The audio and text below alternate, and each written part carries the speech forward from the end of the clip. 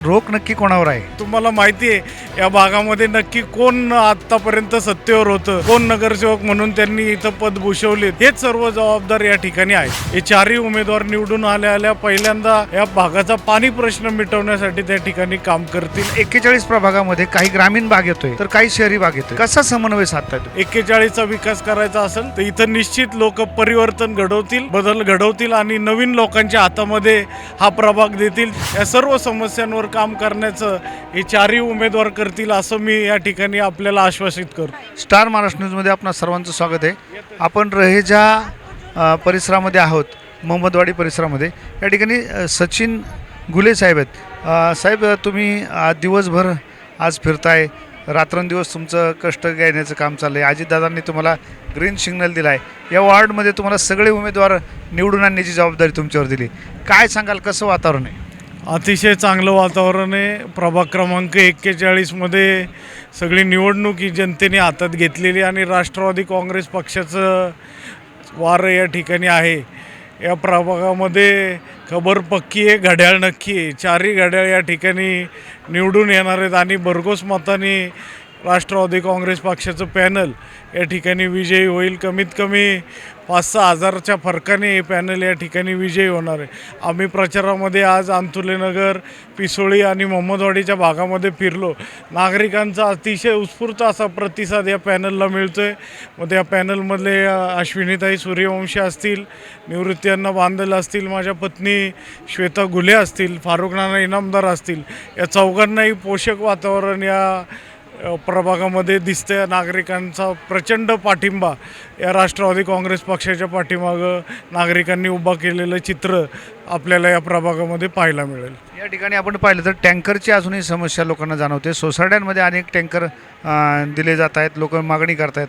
तुम्ही टँकर मुक्त हा प्रभाग कसा करण्यासाठी काय धोरण आखले? नक्कीच आमचं त्याच्यावर काम चालू आहे. टँकरमुक्त प्रभाग करण्याचं आम्ही त्या ठिकाणी संपूर्ण पॅनलनं त्या ठिकाणी ठरवलेलं आहे. आपण बघताय हा भाग, आपण ज्या भागामध्ये उभं आहोत, हा भाग गेले 27 वर्ष महापालिकेमध्ये आहे आणि आता नव्यानं आमची ही गावं या भागामध्ये समाविष्ट झाली. नव्यानं प्रथम ही इलेक्शन होती आहे. आम्ही त्या ठिकाणी केदारेश्वर टाकी असेल या ठिकाणावरनं पाणी आणण्याचा प्रयत्न या प्रभाग क्रमांक 41मध्ये करणार आहोत. जे सर्वप्रथम काम जे करणार आहेत, हे चारही उमेदवार निवडून आल्या पहिल्यांदा या भागाचा पाणी प्रश्न मिटवण्यासाठी त्या ठिकाणी काम करतील. दुसरा महत्त्वाचा प्रश्न म्हणजे तुम्हाला अडीअडचणीचा सामना म्हणजे वाहतुकीचा पहिला प्रश्न जाणवला आहे. वाहतूक सगळीकडे तुमच्या प्रभागामध्ये पाहिलं तर वाहतूक जिथं तिथं अडथळा आहे, ट्रॅफिक जाम होतं आहे. कसा हा प्रश्न सोडवाल? परत तोच प्रश्न माझं उत्तर राहील, कारण या ठिकाणी हा परत 27 वर्ष महापालिकेत असलेला भाग आहे आणि या भागात पण अजूनही ट्रॅफिक जाम होतं. आमचा उंडरी आणि होळकरवाडी परिसर, पिसोळी परिसर असेल, हा नव्यानं समाविष्ट झाला. आत्ता DP त्या ठिकाणचा मंजूर झाला आहे, परंतु आपण बघतोय की तो DP मंजूर झाल्यानंतर ऑब्जेक्शन सजेशनसाठी ठेवलेला आहे आमच्या प्रभागामध्ये अर्ध्या ग्रामीण भागाचा. तो आता इलेक्शन झाल्यावर इम्प्लिमेंटेशन त्यांचं आम्ही सर्वजण मिळून करू आणि त्या ठिकाणचे रोड वाईड करून, आत्ता नव्यानं गेले ते रोड लगेच या टर्ममध्ये वाईड करून त्या ठिकाणची वाहतूक कोंडी सोडवण्याचा प्रयत्न हे चारही उमेदवार करतील. परंतु आपण ह्या प्रभागामध्ये उभं आहोत, इथं 27 वर्ष झाले नगरसेवक आहेत, परंतु इथले रोड मोठे झालेले नाही. ठराविक ठिकाणी जिथं बिल्डर्स आहेत या ठिकाणी रोड मोठे झाले, परंतु जिथं नागरिक, जुने गावाले नागरिक राहतात किंवा जुने कन्स्ट्रक्शनमध्ये लोक राहायला आहेत, त्या ठिकाणचे रोड अजूनही दयनीय अवस्थेत आहेत. त्यामुळं ट्रॅफिकची समस्या दिवसेंदिवस वाढत चाललेली आहे. अकार्यक्षम नेतृत्व असल्यामुळं ही समस्या या ठिकाणी रोख नक्की कोणावर आहे? आपण चांगले जाणकार आहात, तुम्हाला माहिती आहे या भागामध्ये नक्की कोण आत्तापर्यंत सत्तेवर होतं, कोण नगरसेवक म्हणून त्यांनी इथं पद भूषवलेत, हेच सर्व जबाबदार या ठिकाणी आहेत. अजित पवारांनी तुम्हाला 2 दिवसापूर्वी सर्वांना बोलवून घेतलं होतं.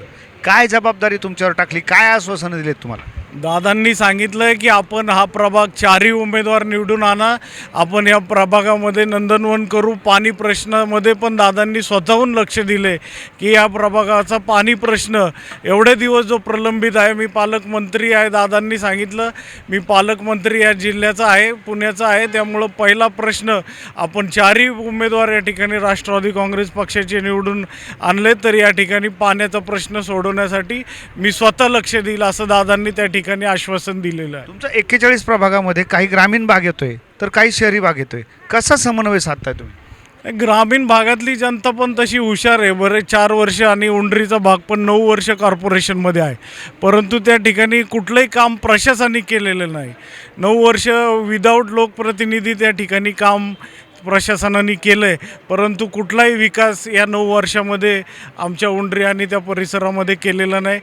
त्याच्या उलट 27 वर्ष परत तोच उत्तर. कारण जे आपल्याला दिसून येतं आहे की 9 वर्षामध्ये तिकडेही विकास झाला नाही आणि 27 वर्षात इकडेही विकास झाला नाही.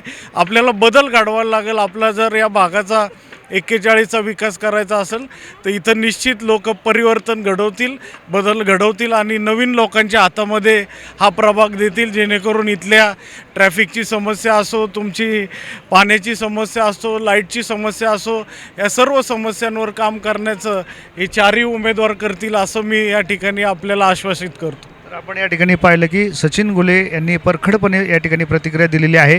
या ग्रामीण भाग असेल, शहरी भाग असेल, टँकर असेल, वाहतुकीचा प्रश्न असेल, महिलांचे प्रश्न असतील, अजित पवारांनी त्यांना शब्द दिलेला आहे. 4ही उमेदवार निवडून आणण्याची जबाबदारी त्यांच्यावर टाकलेली आहे. पाहूया येत्या 15 तारखेला गुलाल कोण उधळते.